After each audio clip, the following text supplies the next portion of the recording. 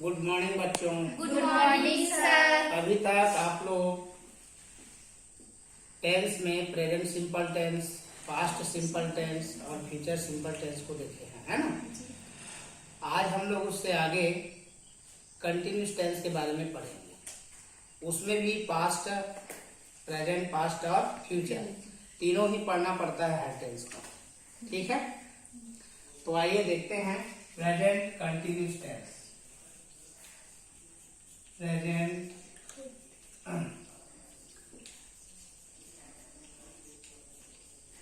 Continuous tense.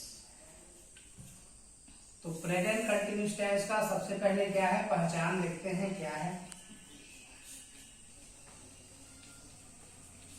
जब वाक्य के अंत में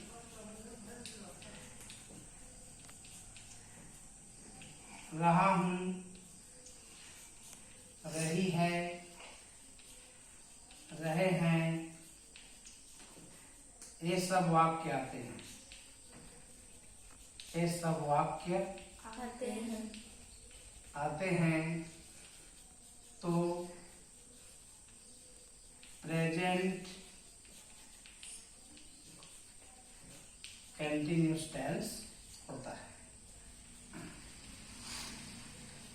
हिंदी में जैसे कोई वाक्य लिखा रहेगा, यदि वाक्य के अंत पे रहा हूं, रही है, सब वाक्य आते हैं तो प्रेजेंट कंटिन्यूस टेंस होता है। एग्जाम्पल देख लेते हैं। मैं स्कूल जा रहा हूं, ठीक है, इस तरह का। तुम कुछ भी ले सकते हैं ना। तुम बाजार जा रहे हो, ऐसा कुछ भी देखेंगे। जब वाक्य के अंत में रहा हूं, रही है, रहे हैं, सब वाक्य आता है तो क्या होता है, प्रेजेंट कंटिन्यूस टेंस होता है। अब इसके बनाने की क्या रूल्स है उसको बता देने का, ठीक है। बनाने के नियम,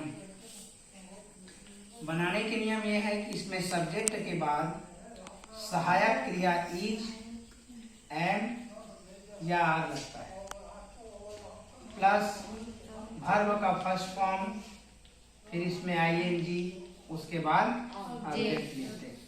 ये इसका स्ट्रक्चर है। इसके माध्यम से हम इसको क्या कर सकते हैं, बना सकते हैं। जैसे यहाँ मैं स्कूल जा रहा हूँ तो सब्जेक्ट क्या हो गया, आई। आई के साथ हम एम का यूज करेंगे, ठीक है। और क्या मिल जाना, गो मिल जाना। इसके वर्ब में क्या डालेंगे, आई, तो गोइंग हो गया, टू स्कूल, ये हो गया। अब आप ये देखेंगे कि ईच कहाँ लगाना है, एम कहाँ लगाना है, आर कहाँ लगाना है। तो हम बता देते हैं आपको, नोट। यू के साथ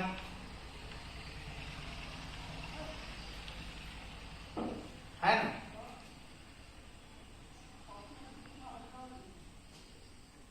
आप आर का हमेशा इस्तेमाल करेंगे, है ना। उसके बाद आई के साथ एम का उपयोग होगा। और बाकी जितने भी सारे चीज है ना, जैसे थर्ड पर्सन, थर्ड पर्सन कहना चाहिए। जैसे ही है, सी है, इट है, और कोई भी नाम है, नेम के साथ इज का प्रयोग होगा। और प्लूरल, प्लूरल के साथ भी आर का उपयोग होता है ना। यू के साथ और प्लूरल के साथ, प्लूरल सब्जेक्ट के साथ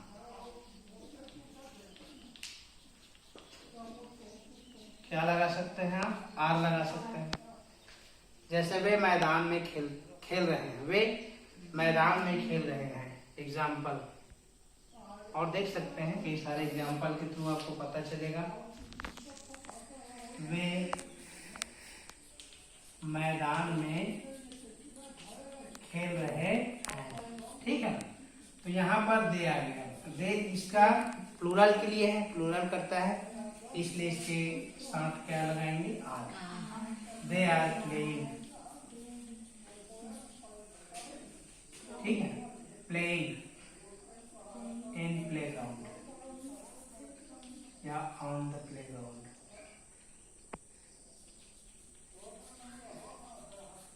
प्ले ग्राउंड है ना, इस तरीका से आप लिख सकते हैं। वे मैदान में खेल रहे हैं, दे आर प्लेइंग प्लेग्राउंड, मैदान पर खेल रहे हैं। अब यहाँ पर इस तरह से समझिए आप कि जो प्लूरल होता है या यू के साथ हमेशा क्या है, आर का इस्तेमाल करेंगे, आई के साथ एम का इस्तेमाल करेंगे, बाकी ही सी इट वगैरह जो भी आ रहा है उसके सामने हम इसका इस्तेमाल करेंगे। अब इसका नेगेटिव सेंटेंस कैसे बनाएंगे? नेगेटिव सेंटेंस, तो नेगेटिव सेंटेंस बनाने के बाद मैं आपको बता देता हूं कि सहायक क्रिया के बाद नॉट लगाएं। सहायक क्रिया के बाद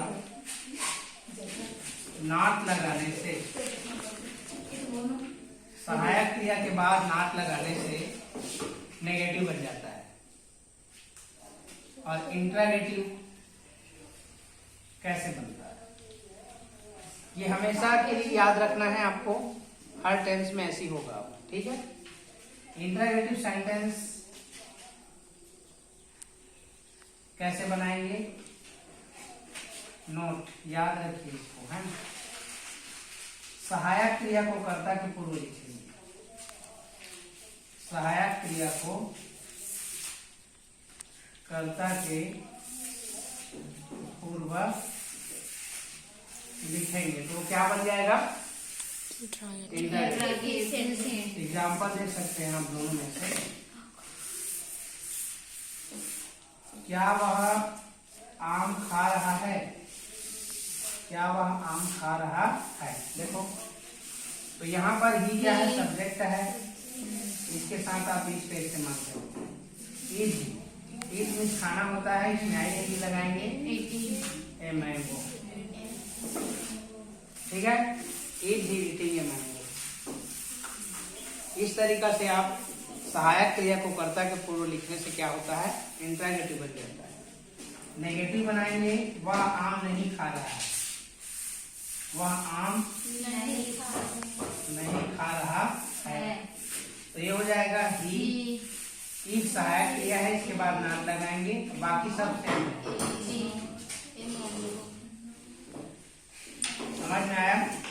तो इस प्रकार से जो प्रेजेंट कंटिन्यूअस टेंस है उसको हम कैसे पहचानेंगे, इसके बनाने के रूल्स क्या हैं, ठीक है, और इसका इंट्रागेटिव और नेगेटिव कैसे बनता है। समझ में आ गया?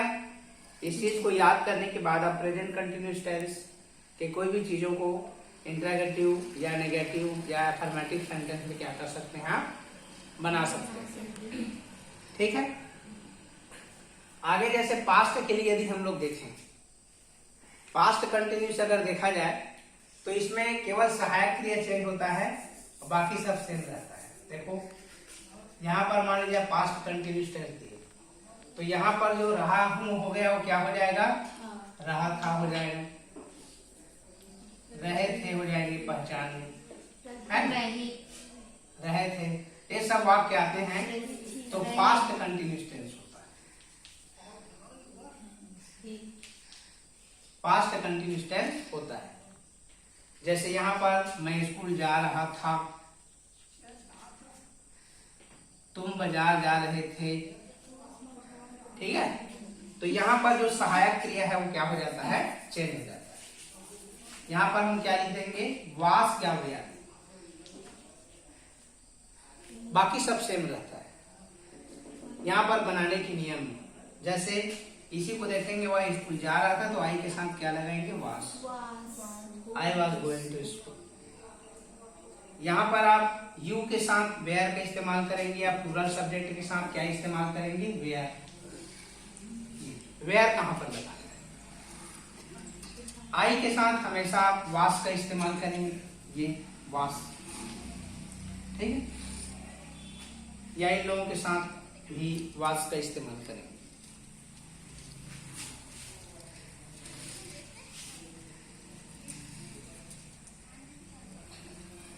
ठीक है। इन लोगों के साथ भी वास का इस्तेमाल करेंगे। वे मैदान में खेल रहे थे, इसको लिखेंगे वे मैदान में खेल रहे थे। तो ये चूंकि प्लूरल है कर्ता, इसलिए वेयर लगेंगे। यहाँ पर देखिए वेयर, ठीक है, प्लूरल सब्जेक्ट पर वेयर लगाएंगे। They were playing on the playground. Negative sentence बनाने के लिए जो सहायक क्रिया है सेम वही चीज आ रहा है। सहायक क्रिया के बाद नाट लगाने से क्या बन जाएगा वो, जैसे इसको था कर दो, था, रहा था, ठीक है। तो यहां पर क्या हो जाएगा, वास, वास ईटिंग मैंगो, क्या वह आम खा रहा था। यहाँ पर ईद है, उसके जगह में क्या लग जाएगा, वास। He was not eating mango. इस तरीके से केवल सहायक क्रिया चेंज हो रहा है और पहचान में पास्ट है, इसलिए रहा था, रही थी, ये सब वाक्य आ रहा है। इस तरह से क्या कर सकते हैं हम लोग, पास्ट कंटिन्यूअस टेंस को भी आसानी से समझ सकते हैं। इसी प्रकार जैसे फ्यूचर को समझना है तो आप इसको चेंज कर दीजिए, इसके पहचान को चेंज कर दीजिए, future continuous tense. Future continuous tense पहचान में रहा हूंगा,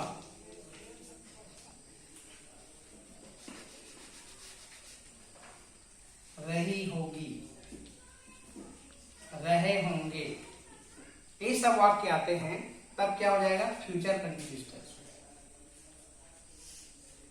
फ्यूचर कंटिन्यूअस टेंस,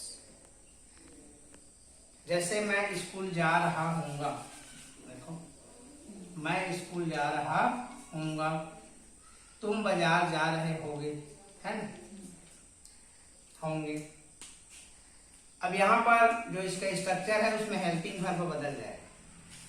इसमें शैल बी या विल भी सहायक क्रिया लगता है, शैल बी या विल बी, बाकी सब सेम रहेगा। वर्ब का फर्स्ट फॉर्म में आईएनजी और ऑब्जेक्ट, ठीक है। इस तरह से एग्जाम्पल आप इसी को देख सकते हैं। मैं स्कूल जा रहा हूँ, आई के साथ shall be, I shall be going to, मैं स्कूल जा रहा हूँ, ठीक है। तुम बाजार जा रहे होंगे, you will be going to market. समझ में आया? तो वो कितना आसान है। उसके बाद शैल का उपयोग कहाँ करना है, विल का उपयोग कहाँ करना है, इसके बारे में भी आपको बता दिया गया है, ठीक है।